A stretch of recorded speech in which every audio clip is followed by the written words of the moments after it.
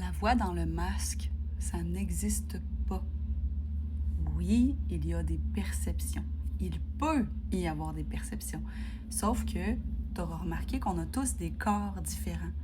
Et notre instrument, notre bouche, nos dents, notre langue, nous sommes tous différents.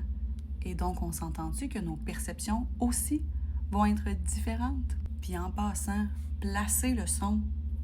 Encore une fois, c'est une question de perception, puis c'est aussi une question de style. Il n'y a pas juste une seule façon d'utiliser la voix. Il n'y a pas juste une façon de placer le son.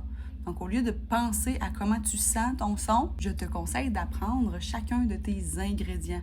Donc, apprends à contrôler ta langue, apprends à contrôler la hauteur de ton larynx, apprends à contrôler ton twang, apprends à contrôler ton voile du palais mou. Et là, tu vas pouvoir t'amuser avec ta voix et faire différents placements.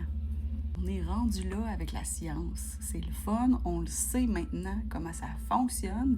Puis au lieu de se fier à des simples perceptions qui ne sont pas les mêmes pour chaque personne, ben là maintenant, on le sait. Exemple, si tu lèves le fond de ta langue, comme si tu voulais dire un i, eh bien, il est possible que tu sentes une micro-vibration en plein centre de ton palais. Et certaines personnes aussi vont se dire « Ah, mais moi, je sens une micro-vibration ici. » Ce sont des perceptions. Mais justement, si tu baisses le fond de ta langue comme un « Oh », et là, tu vas avoir l'impression que justement, la vibration se passe un petit peu plus au fond de ta gorge.